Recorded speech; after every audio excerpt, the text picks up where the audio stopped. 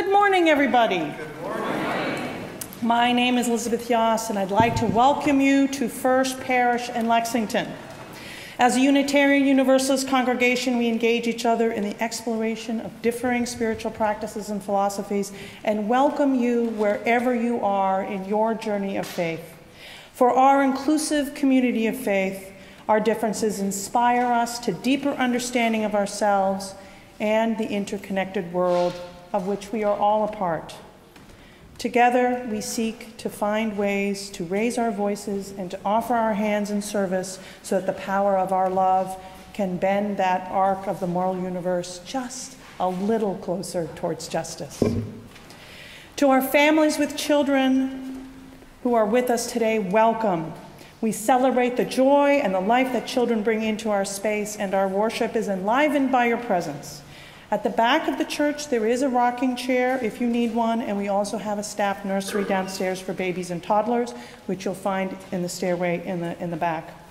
We also have programming for children of all ages, and you are welcome to stay also in the service if you'd like. If you are a visitor here this morning, we also welcome you. Please join us following the service for light refreshments and conversation in Parish Hall through these doors. I will admit today's a special day where we have a congregational meeting happening downstairs, but I'm sure that whoever's upstairs will be happy to greet you, whoever is not part of that meeting. There are many ways to find out more about our congregation and upcoming events. I encourage you to look at the order of service, our website, fplex.org, and also our weekly emails. And also we have a delightfully hosted welcome kiosk in Parish Hall if you have any questions. This morning we have a special speaker with us, Reverend Fred Small. He is a Unitarian Universalist minister and a singer-songwriter, and also a former environmental lawyer. Reverend Fred Small is a minister of climate justice at the Arlington Street Church in Boston, and cited by Bill McKibben, our own Lexington, Bill McKibben, as one of the key figures in the religious environmental surge. And Fred recently left his parish ministry to devote all of his energies to climate advocacy. So we're very honored to have you, Reverend Small. There is one announcement that I'd like to make. The concert that is being hosted next week, we do want to remind you that it is happening. It is the Holy Canto, and it would be very nice. It's at 4 o'clock in the sanctuary, right? And we do need some volunteers. We need probably about 4 volunteers to serve as hosts and handing out programs and things like that. So if you can do that, please talk to Ann Mason. Ann Mason. Okay. And we also have another announcement about our Imagination Cafe. Good morning, everyone. A couple weeks ago, you guys lanterned back. Don't always do that. Thank you. A couple weeks ago, we had our wonderful first Imagination Cafe, which was so much fun, and we got so much out of it. And we have another one today, and we have a ton of people that we're expecting. And if you don't know what I'm talking about, but you want to have a good lunch and talk about all the amazing things in the future for First Parish, please come downstairs to Parker Hall immediately after service. Some of you might have seen some different times in an email, but we are starting up right after service ends, so just come on downstairs and we're going to get things going. And if you have any questions, you can find me or one of the members of the team, Dave Pollack, Marty Quall, Katie O'Hare-Gibson, or David Rose, and there's a bunch of other people on the team as well, but those are people you might be able to recognize and see if you have any questions before you head downstairs. So it's a great opportunity to share your thoughts and your ideas about the future direction and what you imagine for First Parish. Thank you very much. I also just want to make a quick announcement. It was brought to my attention that there was a car was parked directly in front illegally, and we do have an active police force here who's interested in ticketing. So I suggest if you're parked right in front here, that you move your car. Yes, and I would like to introduce our testimonial speaker for today, Stacy Beutel. Thanks. So Katie asked me to come up and talk a little bit today about why we come to First Parish? And I thought, well, that's a relatively easy question. I answer that every single Sunday morning when my children go, why do we have to go to church? But actually, I found it to be a little bit more difficult to answer that question for myself. So that having said, I grew up in the Presbyterian church, and to be honest, I didn't like it so much when I was little either, mostly because I had to wear a dress, but also because, I don't know, it just wasn't that engaging. And then when I got older and was in middle and high school, I started going to youth fellowship. And there I actually did find a group and support that I really enjoyed. We had a wonderful youth minister who came from North Carolina who was incredibly inspiring and really connected with all of us kids, which was really important, particularly for me at a time in high school when I really did need that support outside of my own family structure. But like many, after I left home, went to college, church sort of fell by the wayside, and I didn't actually attend very often until it was time to get married. So Kevin and I have been married now for almost 12 years, and neither of us had been really churchgoers at the time. And so we thought, well, how are we going to have this ceremony? Both of us love nature. It's wonderful that I get to stand up here with you today. And we thought, well, I'm not quite sure who it is that would be a great officiant for our wedding. I was talking to a really great friend of mine at the office where I used to work. He was probably 15 or 20 years older than me, and he said, you know, I really think that my minister in Lincoln, the UU minister in Lincoln, would be really a great person for you to meet and to talk to. So I said, okay, we talked to him, and we connected with him like people we never would before. It was as if he had known us for an incredibly long time. He came up with wonderful ideas about what to do with the ceremony, and both of us really cherished that moment. And we thought, okay, well, when we're ready to go to church on a regular basis, UUs are for us. That's where we want to go. So once Sarah and Derek were old enough to sit still most of the time and share their toys most of the time, we decided we would try it. Well, going to UU in Lincoln seemed a little silly since we could actually walk here. So we did. We walked here one day and we came inside and everyone was very welcoming, and we really haven't left since then. When I asked the kids, because I was having a little trouble trying to figure out what to say while I was up here, I said, why do you guys think we go to church? And they came up with some really great ideas, and I should have asked them right away. So they came up with almost 6 reasons. The first was to listen to people sing. The second was to learn new lessons. The third was to make new friends. The fourth was to participate in events. The fifth was to have fun. And the last one was because you signed us up. So thanks for letting me share our journey here to First Parish, and thanks for being such a welcoming community for all of us.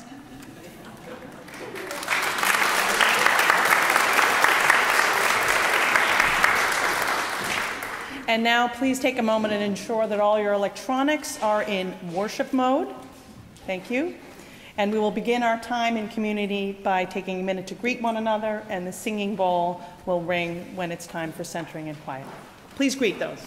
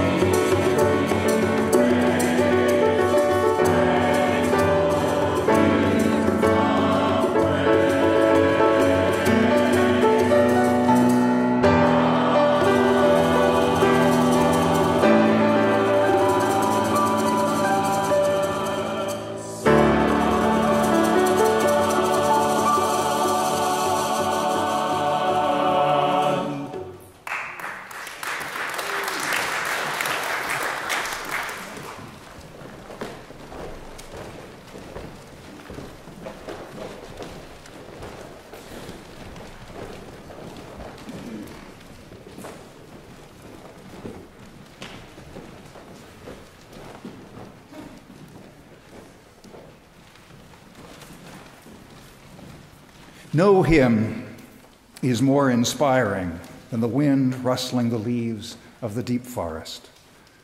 No sanctuary more hallowed than the snow-touched mountains. No prayer of praise more glorious than the sweep of birds before the morning sun. The holy lives all around us. The sacred grows beneath our feet. Creation writes its own testimony of faith, presenting us each day with a reason to believe and a mission to fulfill. Here, on this brilliant blue planet, on this emerald ball dancing before the stars, is our temple, our place of worship, our spiritual home, our once and future heaven.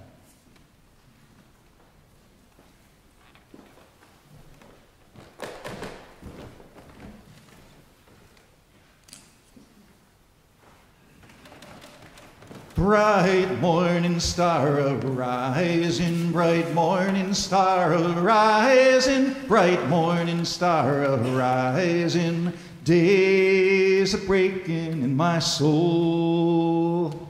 That's your part. Please rise in body or in spirit. Bright morning star arising, days are breaking in my soul. This began as a kind of sleepy Appalachian hymn, which is in our hymnal. Perhaps you've sung it. Bright morning stars arising. Very beautiful. Then Court Dorsey, musician activist, took it, kicked it up a notch, took it to the Seabrook anti-nuclear demonstrations and turned it into this great song to wake up to. Bright morning star arising. Give it a try.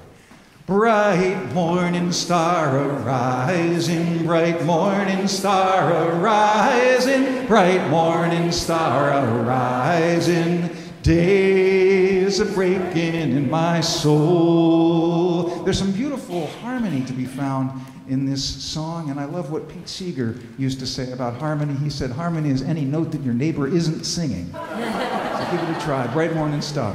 Bright morning star arising, bright morning star arising, bright morning star arising, days are breaking in my soul. For justice and compassion, for justice and compassion, for justice and compassion, for justice and compassion, days are breaking in my soul. For peace in every nation, for peace in every nation, for peace in every nation, for peace in every nation, days are breaking in my soul. For the healing of creation, for the healing of creation, for the healing of creation, for the healing of creation,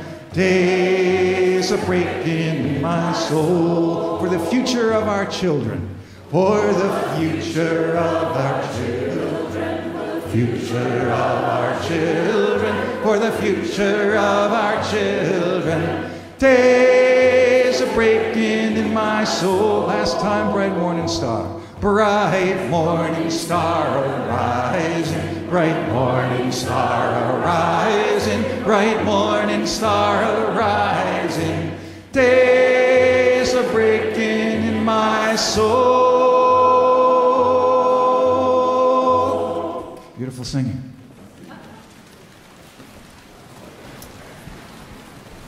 As a covenantal community, Unitarian Universalists share a commitment to affirm and promote the respect for the interdependent web of all existence of which we are a part. Keeping this value close to our hearts, as Reverend Fred Small lights the chalice, let us now sing together our chalice lighting response, which you'll find in the order of service.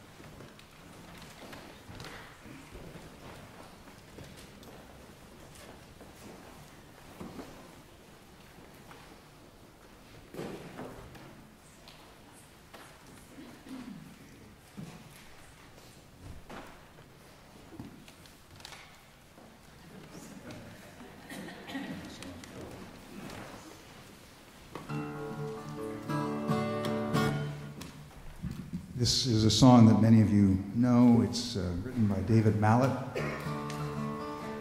made popular by John Denver and Pete Seeger, and probably most especially the Muppets.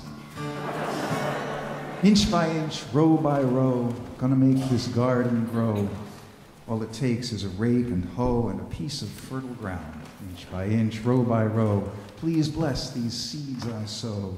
Please warm them from below till the rain comes tumbling down. Inch by inch, row by row, gonna make this garden grow. All it takes is a rake and hoe and a piece of fertile ground. Inch by inch, row by row, please bless these seeds I sow. Please warm them from below till the rain comes tumbling down. Now this time is called by various things in various churches. Sometimes it's the story for all ages, and sometimes it's the children's time, and I've already forgotten which you call it here, but I'm mentioning it only to say that I invite the children to sing along especially, but I also invite the adults to sing along especially, and together we'll make a joyful noise. Inch by inch, row by row, give it a try. Inch by inch, row by row, gonna make this garden.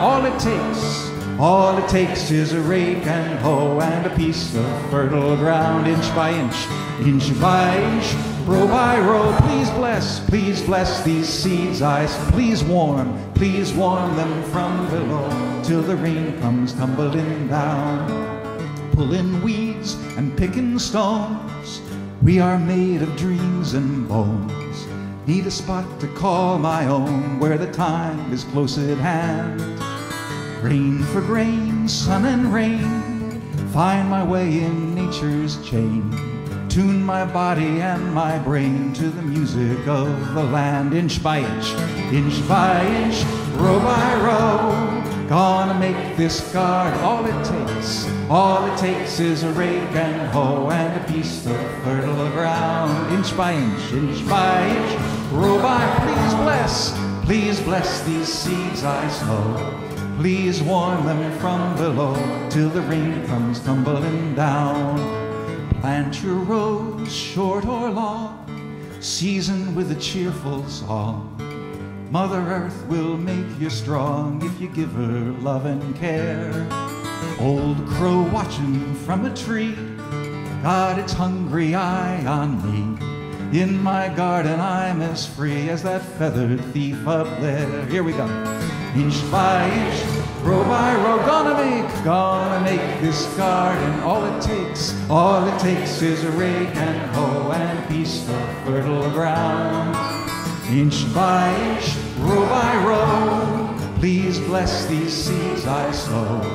Please warm them from below till the rain comes tumbling down. Thanks for singing.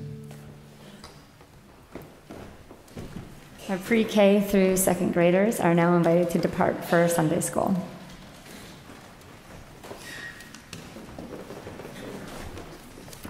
Our reading today is a responsive reading, and we're going to do this together. So I invite you to get out your gray hymnal, number 568. Connections are made slowly, and you will be reading the italics.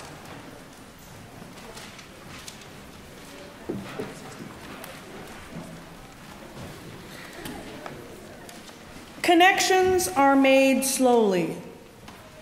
Sometimes they grow underground.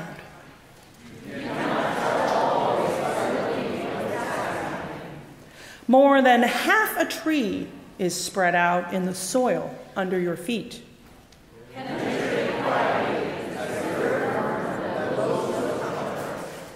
Fight persistently as the creeper that brings down the tree.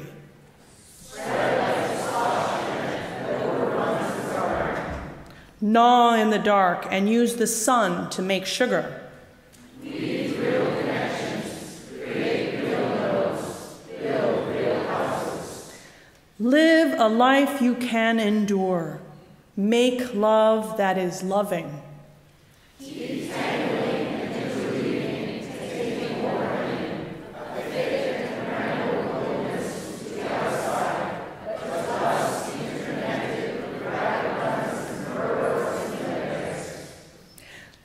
as if you like yourself, and it may happen. Reach out, keep reaching out, keep bringing it in. This is how we are going to live for a long time. Not always. Forever knows that after the digging, after the planting, after the long season of tending the earth, the harvest comes.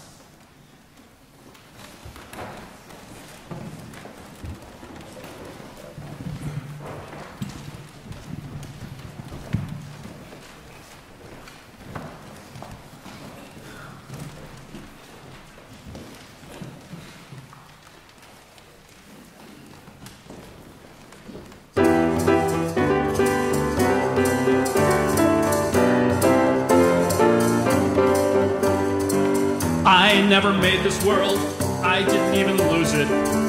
I know no one said it was fair, but they had a garden once, they had the chance to choose it. They gave it away, including my share.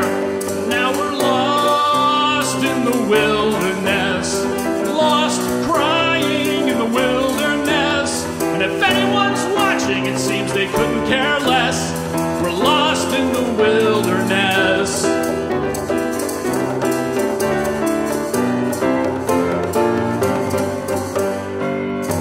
Followed all the rules, you swallowed all the stories, and every night you wished on a star, dreaming your day would come, trusting in allegories, and every morning, boy, look where you are, lost in the wilderness, lost, slowly dying in the wilderness, no chance of living, boy, until you confess you're lost in the wilderness. Fly to the sun and wonder how he got to feel so free. If you ever have your journeys already begun, hey, what do you got to lose, boy? 'Cause already we are lost, lost in the wilderness. And where we're headed next, I couldn't even guess, but out the door without a warning, running as we hit the ground, where our future lies a borning, where our hearts are outward bound, till one bright and distant morning we'll just stop and look around, and there in the wilderness finally we'll be found.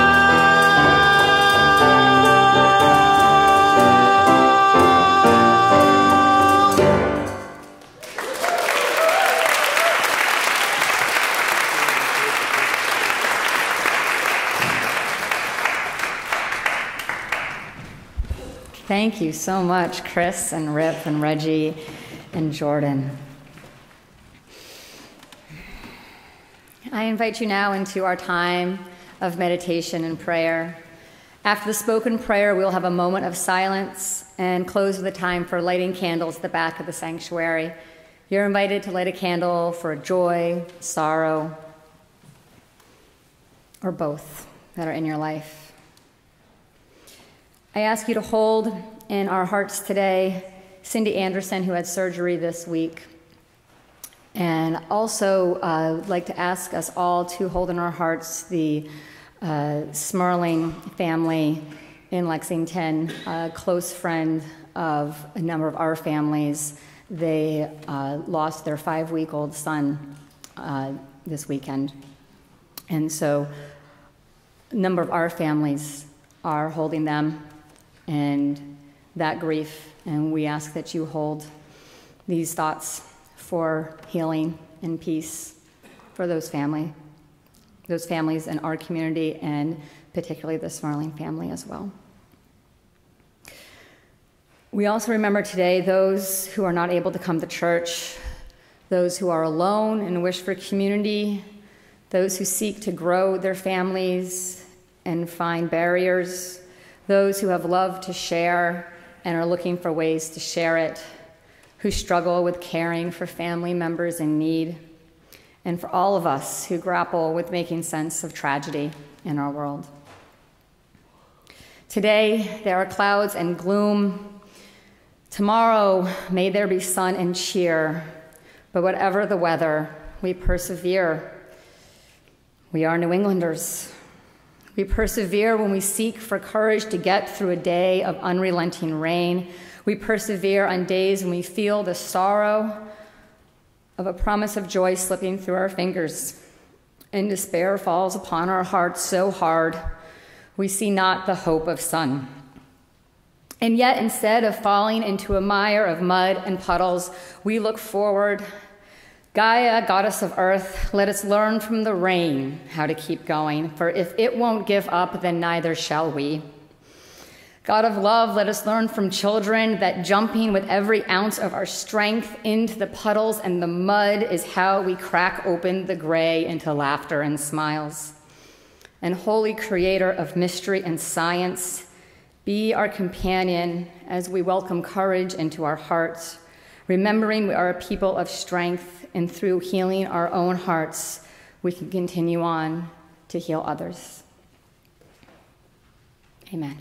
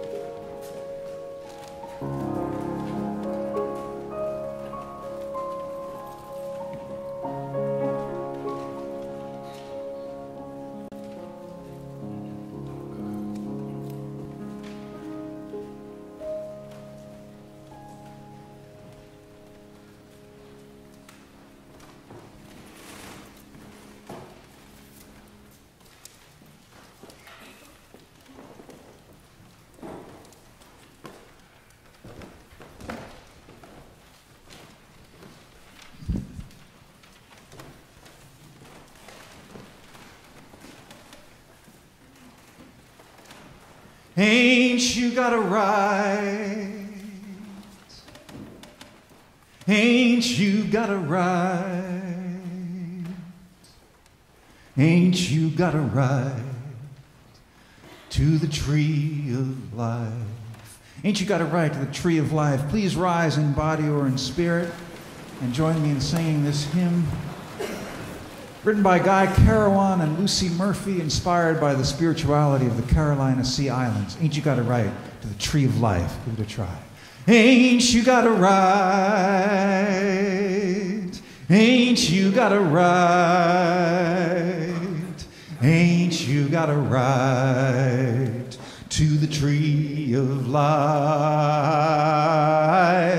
Ain't you got a right? Ain't you got a right? Ain't you got a right? Ain't you got a right?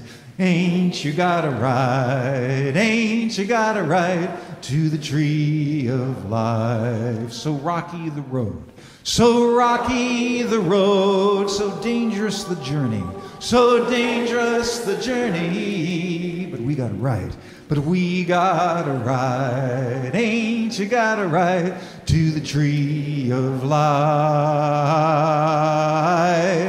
Ain't you got a right? Ain't you got a right? Ain't you got a right? Ain't you got a right?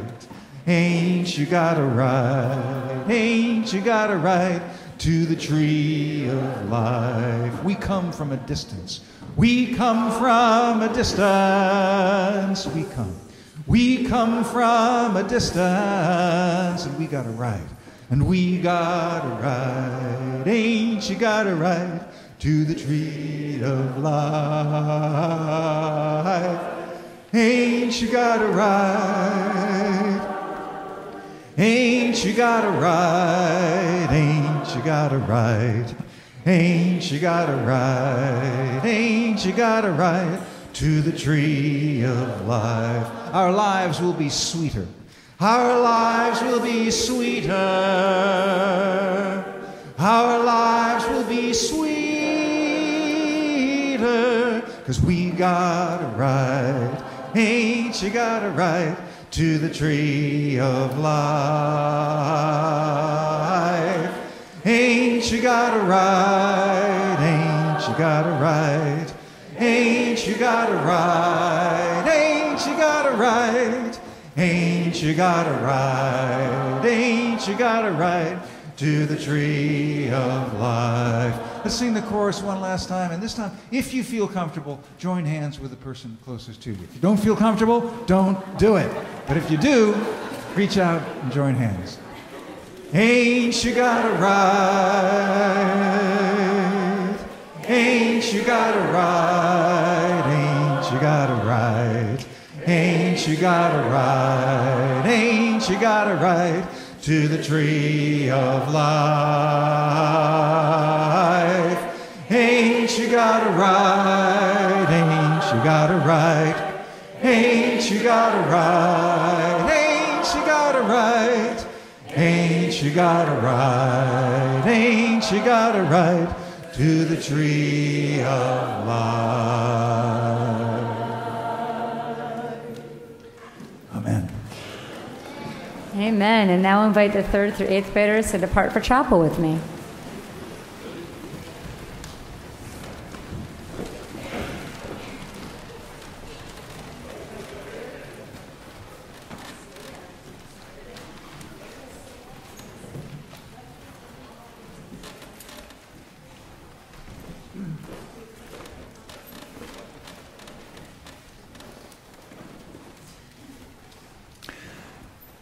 So I saw a sign recently on Facebook. It was the kind of sign you might see outside a general store or a muffler shop with hand-placed all capital letters, which in this case spelled, humans are 90% water. Basically, cucumbers with anxiety.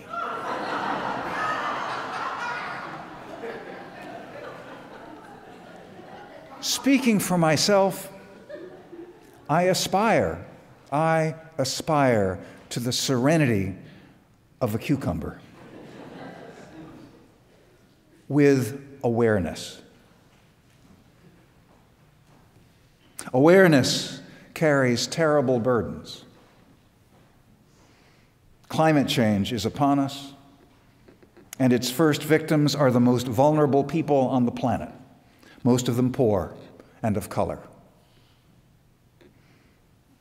2016 was the hottest year in recorded history, breaking the record set in 2015, which broke the record set in 2014. Last year we had a cool spell. It was only the second hottest year in recorded history. The prestigious science journal Nature warns that melting Antarctic ice could raise sea levels more than 6 feet by the end of this century, twice what was previously predicted, with devastating consequences for coastal populations. Last fall, the United States was lashed by 3 extraordinarily powerful storms, Hurricanes Harvey, Irma, and Maria. The combined official death toll was 763 souls. But the true figure was far higher when you include fatalities resulting from loss of electricity, transportation, and communication in Puerto Rico, where nearly 500,000 Americans remain without power today. Meteorologists predict that global warming will make devastating storms like these even more destructive in years to come. To avoid catastrophic climate change, Bill McKibben explains, we have to stop all new digging and drilling for fossil fuels and building pipelines to move them, because the mines and oil and gas fields currently in operation worldwide already contain enough carbon to cook the planet. While we're trying to put out the fire, President Trump is throwing gasoline on it, fast-tracking the Keystone XL and Dakota Access pipelines, and appointing a fossil fuel zealot like Scott Pruitt effectively to dismantle the agency he now heads, the EPA. You know, I still believe our fellow citizens are, by and large, basically good and decent people. We want to do the right thing. We want to help. There are entire vocations whose mission is to help. The Coast Guard, firefighters, first responders risk their lives. Many would give their lives to save mine or yours. And all of us, if we saw a child whose life was in danger, wouldn't we help? Wouldn't we do something? At least call 911 or maybe do something heroic ourselves. Because if we didn't, the child would die. And yet, how many children will die from climate change and the drought, flooding, storms, famine, displacement, and disease it will bring? And these same good, decent, sometimes heroic Americans don't do anything about it.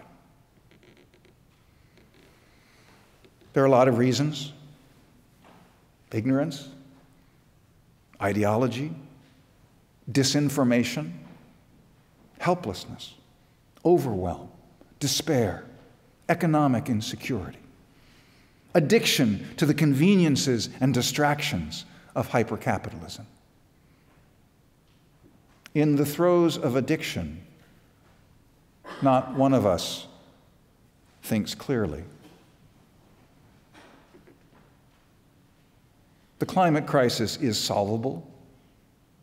Solutions are all around us: wind, solar, conservation, efficiency, smart growth, smart infrastructure, bioagriculture, eco-restoration.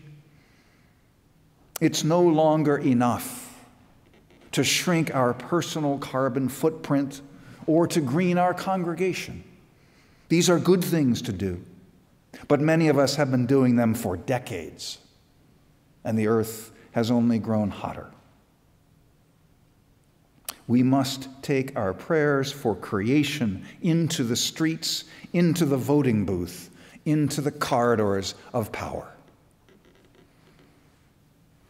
In 2016, I was arrested a second time in civil disobedience, protesting construction of the fracked gas pipeline in West Roxbury, where residents are worried about potential leaks and explosions, as well as about the pipeline's contribution to global warming. In solidarity with the Standing Rock Sioux in their struggle against the Dakota Access Pipeline, 10 of us blocked construction in West Roxbury by either sitting on the edge of the trench or climbing down into it. When the police arrested us, one of them whispered, "Thank you for your service." They live there too. They don't want the pipeline either. Before the action, 70 of us gathered for interfaith worship at Theodore Parker Church in West Roxbury. Brian Cale performed his song, "Praise Be the Ragtime Band." Praise be the ragtime band.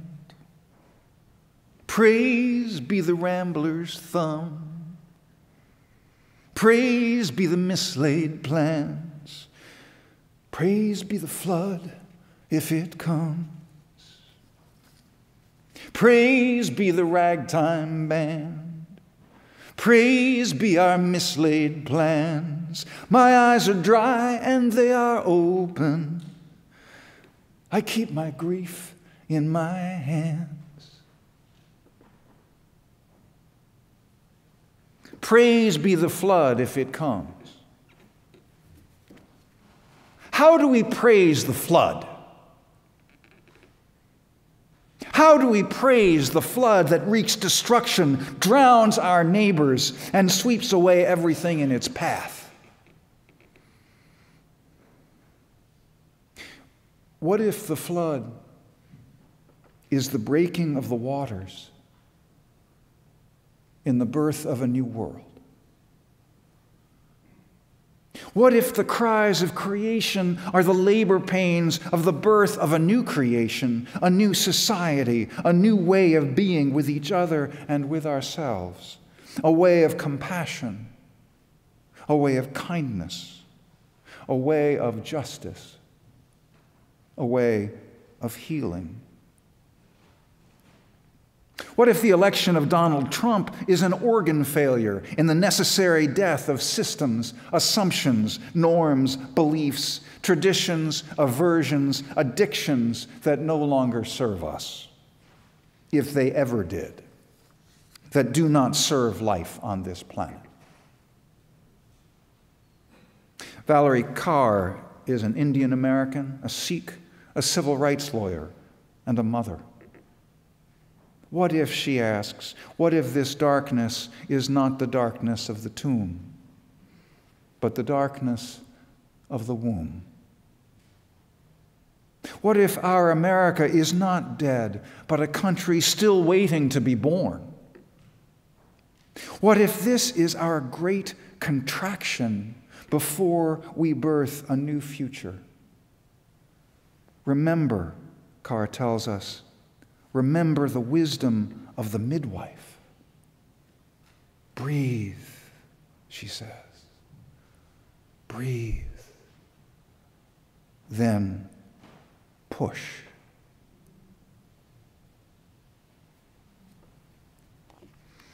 The morning after Donald Trump was elected, Methodist pastor Steve Garnis Holmes wrote these words: "When the temple falls, we are awakened from the illusion that the world is just fine. We finally know what others have known all along. We are vulnerable. From the Roman Empire to the Holocaust, to today's unarmed young black men, or the people of Aleppo, or refugees, or the trafficked and exploited, they know. They know there is no guarantee of justice. No illusion that everything will be all right. The whole world is at risk. There is no refuge. There never has been. When the temple falls, Steve asks, what do? We become the temple ourselves. When the temple falls, we become the resurrection. We let ourselves be raised, let ourselves be changed. So I invite you now to imagine in your mind's eye a 4-year-old child. It doesn't matter who it is. Maybe it's a girl in the Marshall Islands in the Pacific. Maybe it's a boy in an urban neighborhood in Sudan. Maybe they live here in the United States on the Gulf Coast or Long Island. Maybe she looks a little like your granddaughter. Maybe he reminds you of your best friend when you were a child. Imagine the shy smile on this child's face. Imagine this child playing with friends. Imagine this child in the tender embrace of parents.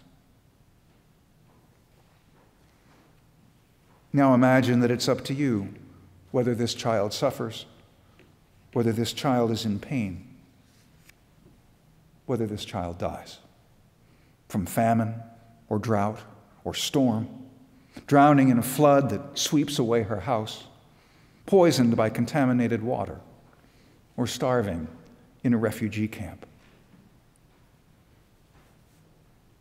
Now imagine this same child growing up happy, well-nourished, sustained by family and community, with renewable energy, equal opportunity, and a democratic government. These are the two futures before this child, before us all. Which future is real is up to us. With scientists and religious leaders, I'm working to organize faith communities in Massachusetts as a powerful political force for climate justice. If you'd like to be kept informed of our efforts, please sign up on our mailing list after worship. Is it too late? Is it too late to prevent climate change? Of course it is. The damage has already begun. Some of it may be irreversible. Many will die. Many have died already. But it is never too late to save the next life or the next species. It is never too late to offer love to our neighbor or even to our enemy. Never too late to feed the hungry, to welcome the stranger, to heal the sick, to visit the prisoner. It is never too late to repair the world. It is never too late to change. My friends, there is no birth without death. In the Christian tradition, there is no resurrection without crucifixion. Everything is interconnected. All beings are our relations. We are not victims of the flood. We are the flood. We are running waters, says Lakota activist Chase Iron Eyes, seeking a way, cutting fresh courses. When spring swells us with power, we move mountains and break banks, creating. May we cut fresh courses. May we swell with power. May we move mountains and break banks until justice rolls down like waters and righteousness like an ever-flowing stream. Amen.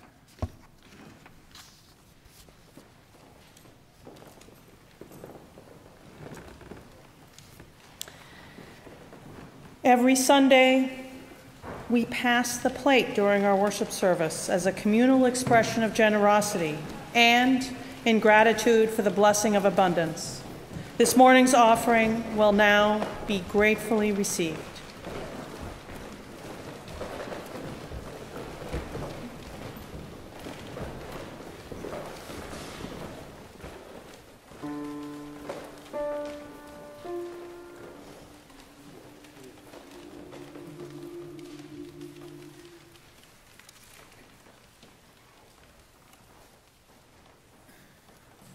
Now is the cool of the day.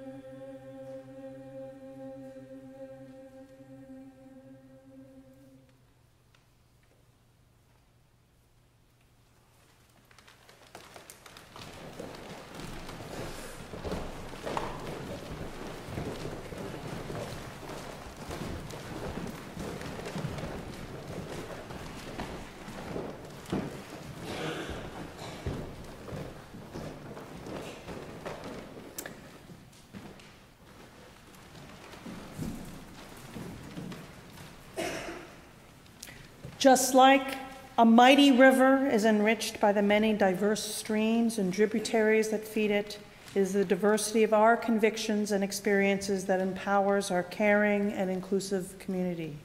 Please join me in saying the unison affirmation that embodies the confluence of our spiritual journeys together. Love is the doctrine of this church. The quest for truth is its sacrament, and service is its prayer. This is our great covenant, to dwell together in peace, to seek the truth in love, and to help one another, to the end that all souls shall grow into harmony with the divine.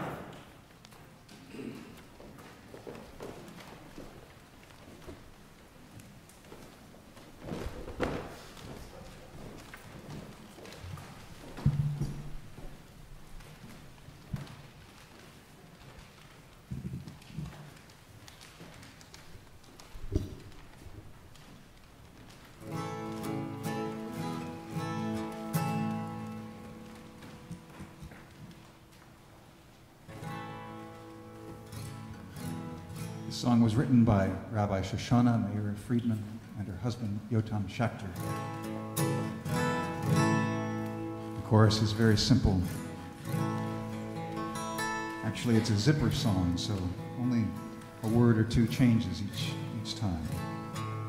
The tide is rising, and so are we. The tide is rising, and so are we. The tide is rising, and so are we.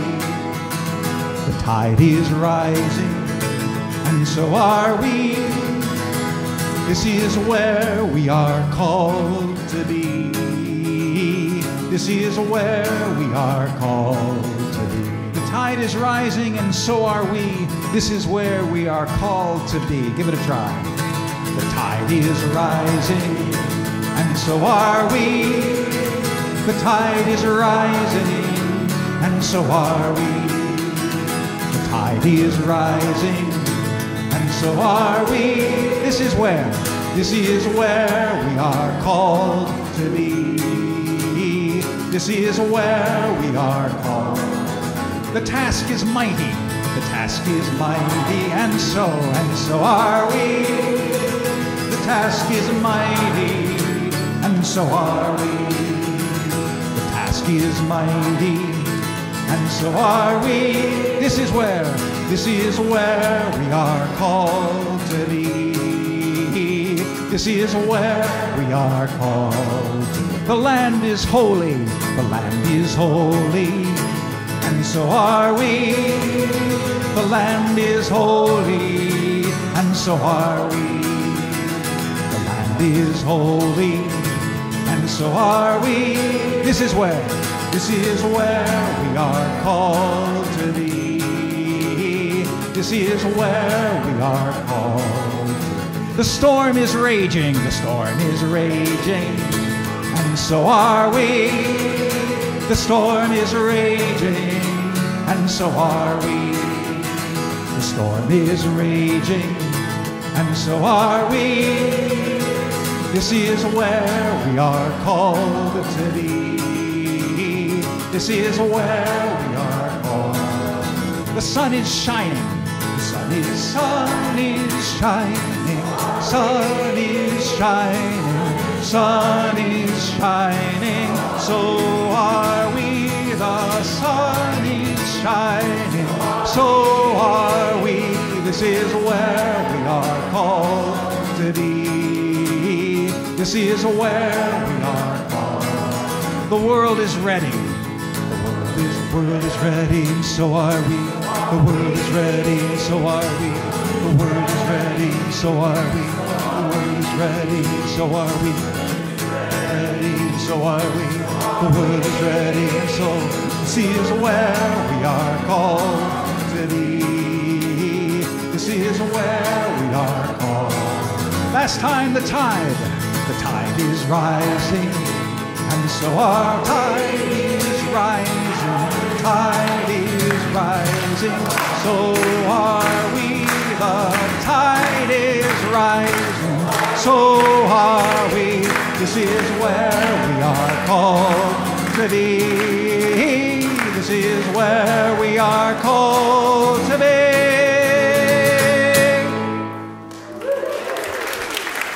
Thank you.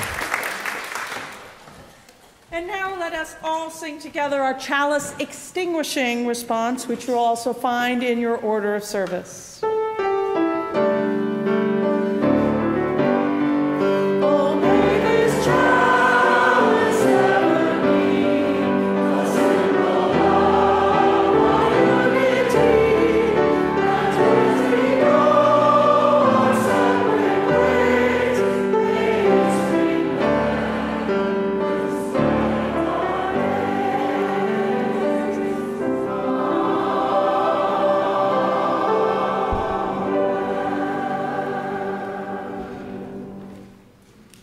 The world is violent and mercurial.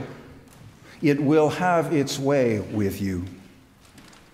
We are saved only by love, love for each other, and the love that we pour into the art we feel compelled to share, being a parent, being a writer, being a painter, being a friend.